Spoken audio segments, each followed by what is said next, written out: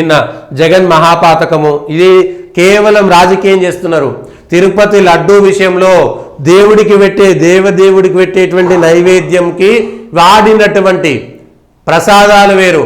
లక్షలాది మంది భక్తులకు తయారు చేసేటువంటి ప్రసాదము, దేవదేవుడికి పెట్టేటువంటి నిత్య నైవేద్యాలు, ఆ నిత్య నైవేద్యాలకు వాడినటువంటివి ఇక్కడ స్పష్టంగా జగన్ ప్రభుత్వంలో కానీ చంద్రబాబు నాయుడు ప్రభుత్వంలో కానీ నెయ్యి క్వాలిటీ లేకపోతే చంద్రబాబు నాయుడు హయాంలో కూడా 15 సార్లు వెనక్కి పంపారని, జగన్ హయాంలో కూడా 18 సార్లు వెనక్కి పంపారనేటువంటి విషయాన్ని స్పష్టంగా అర్థమవుతుంది.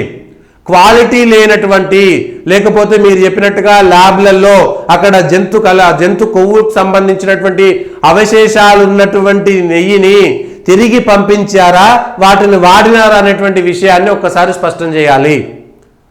ఎందుకంటే ఆ క్వాలిటీ విషయంలో, నాణ్యత లేని విషయంలో ఇవాళ తిరుమల తిరుపతి దేవస్థానానికి సంబంధించినటువంటి మొదలైనా సరే నందినికి ఇచ్చినా, ఏఆర్కి ఇచ్చినా, ఇంకొక దానికి ఇచ్చినా కూడా ఒకే కంపెనీకి ఇంత ఎందుకు ఇస్తున్నారనేటువంటి విషయం పైన కూడా స్పష్టత ఇవ్వాలి. పువ్వులు కానీ లేకపోతే నైవేద్యాలు కానీ, దేవుడికి ఇచ్చేటువంటి నైవేద్యం వేరు, ఇక్కడ దేవుడికి ఇచ్చేటువంటి నైవేద్యానికి వాడినటువంటి నెయ్యి ఏంటి అనేటువంటిది స్పష్టత ఇవ్వాలి. వాళ్ళ దేవదేవుడికి పెట్టేటువంటి నైవేద్యం, దేవుడికి ఇచ్చేటువంటి ఆరగింపు వేరు. ఆరగింపు చేసింది ఈ పోటులో చేసినటువంటి అనేకమైనటువంటి లడ్డూల్లో కలుపుతారు. ఇక్కడ దేవుడికి పెట్టేటువంటి నైవేద్యానికి వాడినటువంటి ముడి సరుకుల్లో అటువంటిది ఉందా లేదా ఒక్కసారి ఆలోచన చేయాలి. దేవుడికి ఇచ్చినటువంటి నైవేద్యంలో దేవుడికి పెట్టేది ఒక్క లడ్డు ఒకటే పెట్టరు. దేవుడికి సోమవారం నుంచి ఆదివారం దాకా వారం రోజుల పాటు వివిధ రకాలైనటువంటి నైవేద్యాలను భోగసేవ చేస్తుంటారు. దానిలో ఏమైనా ఇట్లాంటి కల్తీ ఉందా లేదా? తిరుమల తిరుపతి దేవస్థానము ఒక 40-50 గ్రామాలను దత్తత తీసుకొని అక్కడే ఆవులను పెంచి అక్కడి నుంచి ఒక మంచి నెయ్యిని ఎందుకు ఉత్పత్తి చేయలేకపోతున్నారు ఒక్కొక్క దగ్గర నుంచి? ఇంకో ఇది మనం ఆలోచించాల్సింది. డైరీ వాళ్ళే మెయింటైన్ చేసుకోవచ్చు కదా. ఇవాళ విజయ డైరీయా, ఇంకొక డైరీయా, లేకపోతే ఆంధ్రప్రదేశ్కు సంబంధించినటువంటి, ఎందుకంటే ఇన్ని లక్షల టన్నుల నెయ్యి, పాలు, పెరుగు అవసరమైనటువంటి తిరుమల తిరుపతి దేవస్థానానికి ఆ బోర్డుకే ఈ డైరీని కూడా ఎందుకు అప్పచెప్పరు? అప్పుడు ఇబ్బంది ఉండదు కదా. దేశవాళీ ఆవులను పెంపకానికి ప్రోత్సాహకాలు ఇస్తారు కదా. రైతులకు కూడా ₹1 ఎక్కువ ఇచ్చి స్పష్టమైనటువంటి మంచి శ్రేష్టమైనటువంటి పాలన సేకరించుకోవడానికి అవకాశం ఉంటుంది కదా.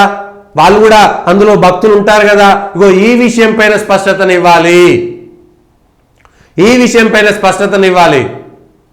దేవుడికి పెట్టేటువంటి నైవేద్యము, ప్రసాదాలు వేరు, దేవుడికి పెట్టేటువంటి నైవేద్యం వేరు. దేవుడు పెట్టేటువంటి నైవేద్యంలో కల్తీ జరిగిందా లేదా? చంద్రబాబు నాయుడు గారు రాజకీయ అవసరాల కోసం, తన అవసరాల కోసం 2 నెలల క్రితం రిపోర్ట్ వస్తే 3 నెలల నుంచి ఎందుకు తిరుమల తిరుపతి దేవస్థానం బోర్డు ఎందుకు ఇప్పటిదాకా ప్రకటించలేకపోయినరు? జగన్ తప్పు చేయలేదా? లేకపోతే సుబ్బారెడ్డి తప్పు చేయలేదా? భూమన కరుణాకర్ రెడ్డి తప్పు చేయలేదా? ఆదికేశవ నాయుడు తప్పు చేయలేదా? లేకపోతే తెలుగుదేశం పార్టీ ఉన్నప్పుడు తప్పు జరగలేదా? ఎవరు దోచుకోలేదా? అందరూ అనుభవిస్తారు దానికి సంబంధించి.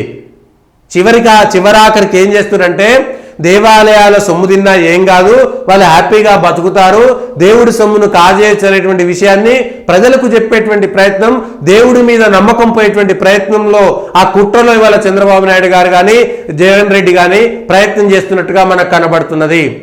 అందుకే ప్రజలారా, ఈ దేవాలయాలను పూర్తి స్థాయిగా ఈ ప్రభుత్వ కబంధ హస్తాల నుంచి తొలగించేదానికి ఉద్యమం చేద్దాము. అసలు మీకు ఎందుకు ఈ ప్రభుత్వాలలో మా దేవాలయాలు ఎందుకు ఉండాలి? మసీదులు, చర్చిలు ఈ ప్రభుత్వంలో లేనప్పుడు, మసీదుల ఆదాయం, చర్చిల ఆదాయం ప్రభుత్వంలో లేనప్పుడు దేవాలయాలకు సంబంధించినటువంటి ఆదాయం మాత్రమే ఇవాళ ప్రభుత్వానికి ఎందుకు రావాలి? లక్షల కోట్ల రూపాయల విలువైనటువంటి భూములు, ఆస్తులన్నీ కూడా ఇవాళ ప్రభుత్వం చెరలో ఎందుకు ఉండాలి? అవి ఎందుకు కబ్జా అవుతుండాలి? ఇవాళ ప్రైవేట్లో ఉన్నటువంటి వక్ఫ్ భూముల కోసం మీకు వచ్చేటువంటి ప్రేమ ప్రభుత్వంలో ఉండేటువంటి దేవాలయాల భూముల మీద ఎందుకు రావట్లేదు? ఆస్తుల మీద ఎందుకు రావట్లేదు? ఇగో ఇది ఆలోచించాల్సినటువంటి అంశం. దేవుడికి సంబంధించినటువంటి సొమ్మేమో ప్రభుత్వ ఖజానాలో జమ అవుతుంది. అదే ప్రభుత్వ ఖజానా నుంచి చర్చిలు కట్టడానికి, మసీదులు కట్టడానికి డబ్బు పోతుంది. అంటే ఈ దేశంలో ఏది గాంధారికి ఆ కళ్ళకు గుడ్డ కట్టినట్టుగా హిందువుల కళ్ళకు గుడ్డలు కట్టి దేవుళ్ళ ద్వారా వచ్చేటువంటి ఆదాయాన్ని, ఆ డబ్బులని ఇవాళ దేవుళ్లను తిట్టేటువంటి హిందువులను వ్యతిరేకించేటువంటి మసీదులకు, చర్చిలకు అప్పనంగా వాళ్ళ మౌలవీలకు, పాస్టర్లకు జీతాల పేరు మీద డబ్బులు ఇస్తున్నటువంటి ప్రభుత్వాలను ఇవాళ మనం హెచ్చరించాల్సినటువంటి అవసరం ఉందా లేదా? హిందువులారా, ఇంకెంతకాలం నిద్ర నటిస్తారు? నీ కడుపు నిండేటువంటి దానికోసం మాత్రమే ప్రయత్నం చేస్తే ఈ దేశాన్ని 700-800 సంవత్సరాల పాటు కబలించినటువంటి విదేశీ శక్తుల దురాక్రమణలు ఏ విధంగా సాగాయో ఇప్పుడు కూడా అదే సాగుతుంది. ఓ హిందూ మేలుకో. ఈ రాజకీయాలు ఇంకెంతకాలం జరుగుతాయి? జగన్ మాత్రమే మహాపాతకం చేసిండా? మరి 15 సార్లు చంద్రబాబు నాయుడు అధికారంలో ఉన్నప్పుడు ఈ నెయ్యి తిప్పి పంపితే ఎందుకు వాడలేదు? ఎందుకు ఆ రోజు ఎందుకు మాట్లాడలేదు? కేవలం ఒక నందినికి మాత్రమే ఎందుకు ఇవ్వాలి? విజయ డైరీ ఉంది, మన రాష్ట్రంలో సంబంధించినటువంటి డైరీ ఉంది, ఒక 15-20 సంస్థలు కలిపి ఎందుకు ఇవ్వడం లేదు? రాష్ట్రం మొత్తంలో ఎంత నెయ్యి ఉత్పత్తి అవుతుంది, ఎన్ని పాలు ఉత్పత్తి అవుతున్నాయి? కర్ణాటకలో, తమిళనాడులో, ఆంధ్రప్రదేశ్లో, తెలంగాణలో 4 రాష్ట్రాలకు సంబంధించి పాల ఉత్పత్తి ఎంత, పాడి పరిశ్రమ ఎంత, ఏ పాల నుంచి ఎంత ఉత్పత్తి అవుతుంది, వాటిని స్టోర్ చేయడానికి ఎన్ని ప్రిజర్వేటివ్స్ వాడతారు? ఈ అంశాలపైన స్పష్టత రావాలి కదా. ఎందుకు రాదు? కేవలం ఇది జగన్ పైన, జగన్ ఎవరు మద్దతు ఇవ్వట్లేదు, సుబ్బారెడ్డిని ఎవరు మద్దతు ఇవ్వట్లేదు, ఈవో ధర్మారెడ్డిని ఎవరు మద్దతు ఇవ్వట్లేదు. తిరుమల తిరుపతి దేవస్థానంతో పాటు అన్ని దేవస్థానాలు రాజకీయ పునరావాస కేంద్రాలుగా, అడ్డాలుగా మారిపోయిన తర్వాత మనం చేయగలిగింది ఏమీ లేనటువంటి పరిస్థితి. అవి ప్రజలకు సంబంధించి, హిందూ ధార్మిక సంఘాలకు సంబంధించినటువంటి అంశం పైన ఎందుకు మాట్లాడడం లేదు? మరి చంద్రబాబు నాయుడు హయాంలో తిప్పి పంపినటువంటి నెయ్యి శాంపిల్కి సంబంధించినటువంటి వివరాలు కూడా ఇవ్వాలి కదా. ఇది మనం మాట్లాడింది. నందిని నెయ్యి లేకపోతే కర్ణాటక మిల్క్ ఫెడరేషన్కి సంబంధించినటువంటి నెయ్యి కాకుండా చంద్రబాబు హయాంలో వేరే నెయ్యి కూడా వాడారు కదా, దానిపైన కూడా ఎందుకు విచారణ చేయరు? ఎందుకంటే భక్తుల మనోభావాలను పెట్టి వాళ్ళ బజార్లో పెట్టి కావాలని రాజకీయం చేస్తున్నారా లేదా? 2 నెలల క్రితం వస్తే ఇవాళ ఈవో శ్యామలారావు కూడా ఒక మాట చెప్పాడు. ఆ మాట ప్రకారము ఆ 4 ట్యాంకర్ల నెయ్యి అసలు వాడలేదు, ఏఆర్ డైరీకి తిప్పి పంపినాం. ఎందుకంటే ఏ ట్యాంకర్లలో అయితే అనుమానం వచ్చిందో వాటిని తిప్పి పంపినాం. ఆ నెయ్యిని వాడలేదనేటువంటి మాట స్పష్టంగా చెప్తుంటే, ఆ నెయ్యిని వాడిరా లేదా? వచ్చినటువంటి నెయ్యి శాంపిల్ తీసుకున్నారు, ఆ శాంపిల్లో మీకు పలానా వచ్చింది అనేటువంటి విషయం చెప్పారు. ఆ నెయ్యి అయినా వాడిరా లేదా? ఈ విషయాన్ని స్పష్టత ఇవ్వాలి. ఇన్నేళ్ల పాటు ఈ నెయ్యి నాణ్యతను నిర్ధారించేటువంటి పరికరాలు ఎందుకు కొనుగోలు చేయలేదు? ఎందుకు వరుసగా 2-3 సార్లు వాటికి సంబంధించినటువంటి పరీక్షలు చేయట్లేదు? 2-3 సార్లు నాణ్యత పరీక్షించవచ్చు కదా. ఒకసారి తెచ్చినటువంటి నెయ్యి ఎన్ని రోజుల పాటు స్టోర్ చేయగలుగుతారు? 7 రోజులా, 8 రోజులా, 15 రోజులా? 7 రోజుల తర్వాత నెయ్యి బాగుంటుందా లేదా? ఇన్ని లక్షల టన్నులకు సంబంధించినటువంటి వ్యవహారంలో ఇది భక్తులంతా లక్షల మంది భక్తులు పోయి వెంకటేశ్వర స్వామిని మొక్కి, అయ్యా మా ఇంట్లో ఇది కావాలి, మా ఇంట్లో అది కావాలి, నేను లక్షాధికారి కావాలి, కోట్లాధికారి కావాలి, నువ్వు నాకు చల్లగా దీవెనలు ఇయ్యి, నేను నీకు ఇది ఇస్తా, అది చేస్తా అంటున్నావు. కానీ ఓ లక్షల మంది భక్తులారా, మరి నీ దేవుడికి అన్యాయం జరుగుతుంటే నువ్వు ముందు పడపోతే దేవుడు మొక్కాలే, దేవుడు నీకు వరాలు ఇవ్వాలి. కానీ ఆ దేవుడు గుడిని కాపాడేందుకు రోడ్డు మీదకి రావాలంటే మాత్రం నీకు కూర్చోబడుతుంది. ఇదా నువ్వు చేసే పని? అంటే దేవుడు అన్ని వరాలు ఇవ్వాలి, కోటాను రూపాయలు నీకు ఇవ్వాలి. కానీ ఆ దేవుడికి సంబంధించినటువంటి విషయంలో రోడ్డు మీదకి వచ్చి ఓటేసే సమయంలో మీరు ఎందుకు ఈ మాట మాట్లాడతలేరు? వాళ్ళ మా మనోభావాలన్నీ దెబ్బతినేటువంటి హిందువుల మనోభావాలు, మేము ప్రతి ఏడాదికి 2 సార్లు పోతాం, నెలకు 1 సారి పోతాం, మేము 10 సార్లు మెట్లు ఎక్కినాం, 3 సార్లు మెట్లు దిగినామని చెప్పేటువంటి భక్తులారా ఎందుకు ఆలోచిస్తలేరు? మేము 40 సార్లు మాలేసుకున్నాం, ఆ 50 సార్లు ఆంజనేయ స్వామి మాలేసినాం, 30 సార్లు అయ్యప్ప స్వామి మాలేసినాం, మా ఇంట్లో రోజు దేవుడికి దీపం పెట్టకుండా మేము పనే చేయం, పూజ చేయమనేటువంటి భక్తులారా, మేము అత్యంత నిష్ఠగా ఉండేటువంటి భక్తులం అని చెప్పేటువంటి వాళ్ళు ఇవాళ దేవాలయాలకు జరిగేటువంటి అన్యాయాలు జరుగుతుంటే ఏం చేయాల్సిన అవసరం? మీరు ఓటేసే సందర్భంలో ఓటేయచ్చు కదా, మీ ఇంకే రోడ్డు మీకు వచ్చి కొట్లాడాల్సినటువంటి అవసరం లేదు. ఓటేసే సందర్భంలో అందరూ ఒక్క దగ్గరకు వచ్చి మేము పూజలు చేస్తాం, మేము మా దేవుడికి అన్యాయం జరుగుతుంది, మా దేవుడికే జరుగుతుందని మీరు ఒక 10,000 మంది ఒక నియోజకవర్గంలో నిలబడి ఒకే తాటి మీద అరే కుక్కల కొడకల్లారా మా దేవాలయాల జోలికి వస్తే మీ కోట్లు వేయడం అంటే వాడు వచ్చి కాళ్ళు పట్టుకొని మీ దగ్గర మన దేవాలయాలంటే బాగు చేస్తాడు. ఇవాళ తప్పెవరిది? హిందూ దేవుళ్ళకు సంబంధించి మేము భక్తులను చేస్తున్నాం, మేమే భక్తులం అని చెప్పుకునేటువంటి భక్తులదే. హిందువులదే తప్పు ఇక్కడ. లేదు మాకేడా పని అయితే లేదు, మాకు పుట్టకే గడుస్తలేదని ఎవడో చెప్పిన సిద్ధాంతాలను తీసుకొచ్చి ఇలా కలపాల్సినటువంటి అవసరం లేదు.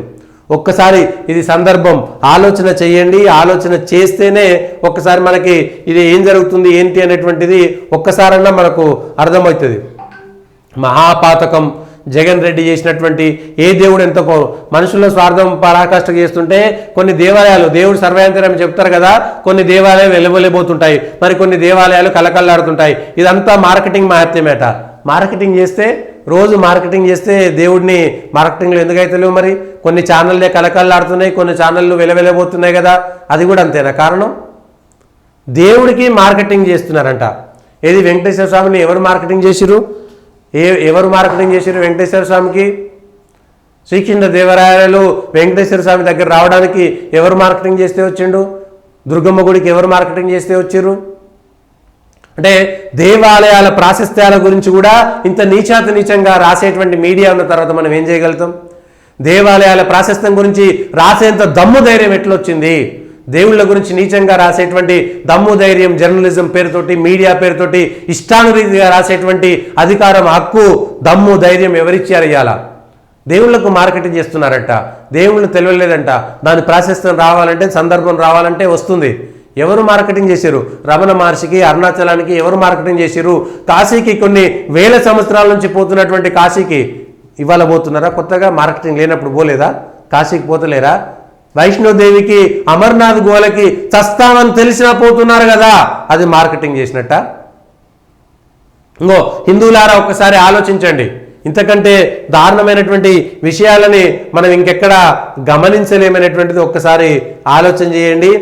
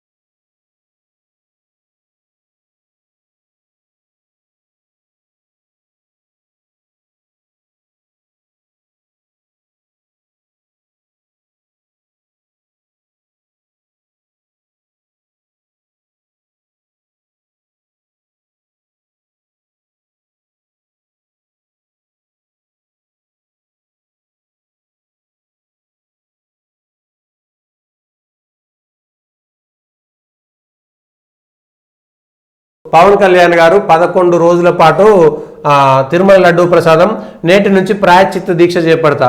కల్తీ నెయ్యిపై ఏపీ డిప్యూటీ సీఎం ప్రాయశ్చిత్త దీక్ష చేపట్టండి. అంతవరకు బాగానే ఉంది. మీరు వారాయి నవరాత్రులు చేయండి, లేకపోతే ప్రాయశ్చిత్త దీక్ష చేయండి. ప్రతిరోజు మీరు కాషాయం ధరించినా కూడా హ్యాపీగా మీకు మద్దతు తెలుపుతాం. కానీ ఇక్కడ రాజకీయాలను ఆలోచిస్తే ఒక్కసారిగా ఆంధ్రప్రదేశ్కి సంబంధించినటువంటి రాజకీయాలను గమనిస్తే చంద్రబాబు నాయుడు గారు అనుకొని చేసినరా, కావాలని చేసిరా, జగన్ని ఇరకాటంలో పెట్టడానికి ప్రయత్నం చేసిరా? ఒకటి, తిరుమల తిరుపతి దేవస్థానంతో ఒకవేళ చంద్రబాబు నాయుడు కూడా ఇగో ఈ మనోభావాలను, ఈ సెంటిమెంట్ను రగల్చి జగన్ను కిందికి నెట్టేయాలి, శాశ్వతంగా నేను అప్పర్ హ్యాండ్లో ఉండాలనుకుంటే, ఒకవేళ చంద్రబాబు నాయుడు గారు చేసినటువంటి ఆరోపణలు కల్తీ నెయ్యి వాడితే తప్పు, అయితే అది వాడకుండా ట్యాంకర్లు తిప్పి పంపితే తప్పు కాదు. చంద్రబాబు నాయుడు గారు చేసినటువంటి ఒక మంచి పని ఏంటంటే, ఇవాళ ఆంధ్రప్రదేశ్లో కూడా హైందవులకు సంబంధించి, ఎందుకంటే జగన్ సందర్భంలో అంతర్వేది రథం తగలబడింది, లేకపోతే ఇంకొక సీతారామచంద్ర స్వామి దేవస్థానం యొక్క విగ్రహాలు కూలగొట్టిరు. ఈ దేశంలో ఇదే చంద్రబాబు నాయుడు హయాంలో కూడా దేవాలయాలు కూలగొట్టారు కదా. రాజమండ్రి పుష్కరాల సందర్భంలో కూడా అపశృతి జరిగింది కదా. అది చంద్రబాబు నాయుడు మార్కెటింగ్, ఎందుకంటే రాధాకృష్ణ గారి లెవెల్ ప్రకారము మార్కెటింగ్ కోసమే కదా. చంద్రబాబు నాయుడు గారి మార్కెటింగ్ కోసం ఆడ పుష్కరాలలో అపశృతి జరిగింది చంద్రబాబు నాయుడు మార్కెటింగ్ కోసమే. చంద్రబాబు నాయుడు మార్కెటింగ్ కోసమే అనేకమైనటువంటి ప్రభుత్వ ఖజానా ఖలాస్ చేసినటువంటి సందర్భాలు కూడా ఉన్నాయి. ఇవాళ అవతల వాళ్ళు చేసిన దాన్ని పవన్ కళ్యాణ్కి ఇవాళ వచ్చేటువంటి ఎన్నికల సందర్భంలో ఇంకో 4-5 ఏళ్లలో పవన్ కళ్యాణ్ గట్టిపడతారు. ఇప్పటికే బాలినేని శ్రీనివాసరెడ్డి, సామినేని ఉదయ్ భాను, మిగిలినటువంటి నాయకులు ఇవాళ జనసేనలోకి జాయిన్ అవుతున్నారు. ఒక్కసారి ఆలోచించాలి, ఇవాళ 3 పార్టీల కూటమిలో తెలుగుదేశం పార్టీ కొంచెం పెద్ద రేషియోలో ఉన్నది, తర్వాత జనసేన, తర్వాత బీజేపీ పార్టీలు ఉన్నాయి. ఇవాళ ఆంధ్రప్రదేశ్లో 4 పార్టీలు ఉన్నా, 5 పార్టీలు ఉన్నా కూడా 3 పార్టీల కూటమి ఒకవైపు, తెలుగుదేశం ఒకవైపు, కాంగ్రెస్ ఉన్నా, కమ్యూనిస్ట్ పార్టీలు ఉన్నా, ఇవి లెక్కలోకి రానటువంటి పార్టీలుగా ఉండిపోయినాయి. అయితే ఇవాళ అధికారంలో ఉన్నారు కాబట్టి పవన్ కళ్యాణ్ జాగ్రత్త పడుతూ ప్రతి జిల్లాలో తన యొక్క సంఖ్యను పెంచుకొని జనసేనను బలపరిచి గట్టిపరుచుకొని వచ్చే ఎన్నికల నాటికి, ఎందుకంటే చంద్రబాబు నాయుడు నమ్మేటువంటి పరిస్థితి లేదు. 2014లో పొత్తు పెట్టుకొని 2018లో తన అసమర్థతను మోడీ మీద నెట్టేటువంటి ప్రయత్నం చేసిండు. అక్కడ చంద్రబాబు నాయుడు ఎక్కువ లాస్ అయ్యిండు, మోడీ లాస్ కాలేదు. ఆ రోజు ఆంధ్రప్రదేశ్లో ఒక ఎంపీ సీటు బీజేపీకి రాకపోయినా బీజేపీ లాస్ కాలేదు, అక్కడ వచ్చింది లేదు, పోయింది లేదు. కానీ చంద్రబాబు నాయుడు 5 ఏళ్ల పాటు నరకం అనుభవించిండు. చంద్రబాబు నాయుడు సరే అదృష్టం కొద్ది ఇవాళ మళ్ళీ బీజేపీ జనసేనతో పొత్తు పెట్టుకొని వచ్చిందిలే, కానీ ఇవాళ మరి అదే పవన్ కళ్యాణ్ తెలివిగా వ్యవహరిస్తున్నారనేటువంటిది అక్కడ ఉన్నటువంటిది రాజకీయాలకు సంబంధించి ఆంధ్రాకు సంబంధించినటువంటి నాయకులు చెప్పేదాని ప్రకారము ఎవరైతే వైఎస్ఆర్సీపీ నుంచి బయటకు వెళ్తున్నారో అందులో కొంతమందిని బలమైనటువంటి నాయకులు, నెగ్గగలిగేటువంటి నాయకులు జనసేనకు పూర్తి స్థాయిగా బాగా బలం లేనటువంటి జిల్లాలలో ప్రతి జిల్లాలో ఒక మంచి నాయకుడిని తీసుకోవడం వల్ల జనసేన రేపు పొద్దున మళ్ళీ బార్గెన్ చేయడానికి, చంద్రబాబు నాయుడు వయసు కూడా అయిపోయింది, నాకు 73, 74, 75కు వచ్చేసిండు. ఇంకో 3-4 ఏళ్ల తర్వాత 78, 79 సహజంగానే వయసు రీత్యా ఆయన మళ్ళా పూర్తి స్థాయి రాజకీయాల్లో ఉండలేడు. లోకేష్కి కూడా అంత శక్తి లేదు, ఏదో అలా ఈ కొట్లాటలు వచ్చింది తప్పితే లోకేష్కు పార్టీని నడిపించేంత శక్తి లేదనేటువంటిది రూఢి అయిపోయింది. మొన్న బీజేపీ పవన్ కళ్యాణ్ లేకపోయి ఉంటే చంద్రబాబు నాయుడుకు మళ్ళీ 23 సీట్ల కంటే ఎక్కువ రాకపోతుండే. జగన్ మీద అంత వ్యతిరేకత ఉన్నా కూడా 2% ఓట్లే, ఆ 2% ఓట్లు జనసేన బీజేపీ కలిసి ఉన్నాయి కాబట్టి వచ్చినాయి. ఒకవేళ వాళ్ళు కూడా వేరే ఆ 2 పార్టీలు వేరే కూటమిగా పోటీ చేసి ఉంటే ఇవాళ చంద్రబాబు నాయుడు చిత్తుగా ఓడిపోయి జగన్ గెలిచేటోడు. మొత్తం 170 సీట్లు రాకపోయినా ఆ 99-100 సీట్లు మళ్ళీ జగన్కి వచ్చేటివి. ఎందుకంటే ఓడిపోయిన చోట్లలో తక్కువ ఓట్లతో ఓడిపోయిన సీట్లన్నీ వాళ్ళ జగన్కి వచ్చేది. ఇంకా చంద్రబాబు నాయుడు తన జీవితాంతం భారతీయ జనతా పార్టీకి సంబంధించినటువంటి పార్టీకి కృతజ్ఞతతోటి, భారతీయ జనతా పార్టీతోటి కృతజ్ఞతతో ఉండాలి. జీవితంలో చంద్రబాబు నాయుడు ఏ రోజు కూడా భారతీయ జనతా పార్టీ పొత్తు లేకుండా గెలవలేదు. అది 99లో కానీ, 2014లో కానీ, 2024లో కానీ. 94లో ఆయన గెలిచింది కాదు, అది ఎన్టీ రామారావు గెలిపించింది. సో ఆయన గెలిచిన 99లో బీజేపీతో పొత్తు, 2014లో బీజేపీతో పొత్తు, జనసేనతో పొత్తు, 2024లో కూడా బీజేపీ జనసేన పొత్తు మాత్రమే గెలిపించింది. చంద్రబాబు నాయుడు సొంతంగా ఏనాడు గెలవలేదు. ఆయన రాజకీయ నాయకుడు, అపర చాణక్యుడు, పరిపాలనా ద్రష్టుడు, అవన్నీ కూడా వాళ్ళ మీడియాకి సంబంధించినటువంటి ఎత్తిపోతలే తప్ప అంత గొప్ప నాయకత్వము, అంత పెద్ద పోరాట పటిమ ఏనాడు కాదు. జగన్ చేసిన తప్పు అని అనవసరంగా జైలుకు పంపించిండు. ఆ జైలు పోకపోతే చంద్రబాబు నాయుడు పట్టించుకునే నాయకుడే లేడు. జైలు వేయించిన తర్వాత అది జరిగింది. పవన్ కళ్యాణ్ కూడా అప్పటిదాకా చంద్రబాబు నాయుడు ఉండాలన్నా వద్దా, బీజేపీ మనం సెపరేట్గా పోతే 4-5 ఎంపీలు వస్తాయి సరిపోతాయి, ఈ మోడీ అవ్వాలనుకున్నారు. కానీ ఎప్పుడైతే చంద్రబాబు నాయుడు జగన్ జైల్లో వేసిండో అది జగన్కు అట్లా ఉన్న దురదృష్టం అంతే. ఇక్కడ పవన్ కళ్యాణ్ కూడా రాజకీయాలను చాకచక్యంగా, అంటే ఇంతకాలం బలం లేదు, ఇప్పుడు అధికారంలో ఉన్నాడు కాబట్టి ఆ బలాన్ని వాడుకొని, వాళ్ళ భారతీయ జనతా పార్టీ కూడా అదే పని చేస్తే, ఇక్కడ వైసీపీ నుంచి వచ్చినటువంటి కొందరు నాయకులను బీజేపీలో చేర్చుకుంటే రేపు పొద్దుగాల చంద్రబాబు నాయుడు ఏ రోజైనా హ్యాండ్ ఇస్తాడు, రేపు పొద్దుగాల హ్యాండ్ ఇస్తాడు. తాను అమ్మో ఎక్కడైనా పవన్ కళ్యాణ్ మళ్ళా నా కొడుకు పోటీ వస్తాడేమో, ఆయన పెద్ద నాయకుడు అయిపోతాడేమో, లోకేష్ను ప్రొజెక్ట్ చేయాలంటే పవన్ కళ్యాణ్ అడ్డం వస్తాడేమో అనేటువంటి భయమే కనుక వస్తే చంద్రబాబు నాయుడు ఎంత దూరమైనా వెళ్ళిపోతాడు. నరేంద్ర మోడీని వాళ్ళ అమ్మను వాళ్ళ భార్యను అసెంబ్లీలో తిట్టినటువంటి వ్యక్తి, ఆయన బాలకృష్ణ ఏదో పనికిరాని హిందీ భాషలో ఎంత గలీజ్గా తిట్టిండో మనం అన్నీ చూసినాం. సో అవసరాల కోసం ఎంత దిగజారుడుతనానికైనా రాజకీయానికైనా, అమిత్ షా మీద రాళ్ళేసినటువంటి వ్యక్తి, మోడీని గోబ్యాక్ అని నల్లబెలుగులు వేసినటువంటి వ్యక్తి. సో చంద్రబాబు నాయుడు తన అవసరం కోసం ఎట్లయినా మారేటువంటి వ్యక్తి కాబట్టి పవన్ కళ్యాణ్ బీజేపీ ఈ సందర్భంలో అయినా సరే, ఇవాళ ఆంధ్రలో హిందుత్వకు సంబంధించినటువంటి సెంటిమెంట్ బాగా రైజ్ అయినటువంటి నేపథ్యంలో పవన్ కళ్యాణ్ సనాతన ధర్మ పీఠం ఒకటి, లేదంటే ధర్మ సంరక్షణ సమితి ఒకటి, కమిటీ ఒకటి, ఏదైనా ఒకటి పెట్టాలనేటువంటి ప్రపోజల్ పెట్టడం ద్వారా ఆ సెంటిమెంట్కి దగ్గరయ్యాడు పవన్ కళ్యాణ్. రేపు పొద్దుగాల భవిష్యత్తు ఉండాలంటే చంద్రబాబు నాయుడిని బీట్ చేసి ఇవాళ 22 సీట్లు తీసుకున్నటువంటి పవన్ కళ్యాణ్ రేపు 40-50 సీట్లు తీసుకోవడమో ఒకవేళ పొత్తుంటే, లేకపోతే రేపు పొద్దున రాజకీయాల్లో 2+2 ఎప్పుడు 4 కాదు. చంద్రబాబు నాయుడు పక్కన పోతే 170 స్థానాలకు పోటీ చేయడానికి అందరూ ఉండాల్సిందే కదా. సో ఇప్పటికైనా పార్టీ నిర్మాణం చేసుకోగలుగుతారా లేదా? బీజేపీ కూడా అధికారంలో ఉంది కాబట్టి, 8 మంది ఎమ్మెల్యేలు ఉన్నారు కాబట్టి, ఎంపీలు ఉన్నారు కాబట్టి, మంత్రులు ఉన్నారు కాబట్టి పార్టీ నిర్మాణాన్ని, విస్తరణను ఈసారైనా పెట్టుకొని, ఇగో ఈ తిరుమల తిరుపతి దేవస్థానం లాంటి విషయాలు పెట్టుకొని జగన్కు వ్యతిరేకంగా, చంద్రబాబు నాయుడుకు ఎవరి పార్టీ వాళ్ళు అభివృద్ధి చేసుకోవాలి. కాబట్టి ఆంధ్రప్రదేశ్కు సంబంధించినటువంటి దాంట్లో చరిత్రహీనుల్లా మిగిలిపోయేలా శిక్షిస్తాం, లడ్డు అపవిత్రమే చంద్రబాబు హెచ్చరిక. ఇది ఎక్కడ అన్యాయం? శిక్షించడం అంటే ఇంకెంతకాలం? నువ్వేం చేసినావు? శిక్షించడానికి నీకు ఉన్నటువంటి ఇబ్బందులు ఏంది? నువ్వు అధికారంలో ఉన్నావు, విచారణ చేయి, సిబిఐ విచారణ, స్పెషల్ ఇన్వెస్టిగేషన్ టీం విచారణ, విజిలెన్స్ విచారణ అన్నీ నీ చేతిలో ఉన్నాయి. వారం రోజుల్లో నివేదిక వస్తుంది. తలుచుకుంటే కేవలం వారం రోజుల్లో నివేదిక వస్తుంది. నిష్పక్షపాతమైనటువంటి విచారణ చేయాలంటే సిట్టింగ్ జడ్జ్, ఆంధ్రప్రదేశ్ తెలంగాణకు సంబంధం లేనటువంటి ఒక జడ్జిని అందులో పెట్టి విచారణ చేస్తే కేవలం వారం రోజుల్లో వస్తుంది. చంద్రబాబు నాయుడు దీన్ని రాజకీయం చేయాలనుకుంటున్నాడు. ఆ రాజకీయంలో చంద్రబాబు నాయుడు రేపు పొద్దుగాల ఇరుక్కుంటాడు అనేటువంటి విషయాన్ని కూడా మనం గుర్తు చేసుకోవాలి. ఇవి ఈ రోజు ఉన్నటువంటి వార్తలు ఉన్నటువంటి వాస్తవాల విశ్లేషణ. దయచేసి పొలిటికల్ వైస్ను లైక్ చేయండి, సబ్స్క్రైబ్ చేయండి, షేర్ చేయండి, కామెంట్ కూడా చేయండి.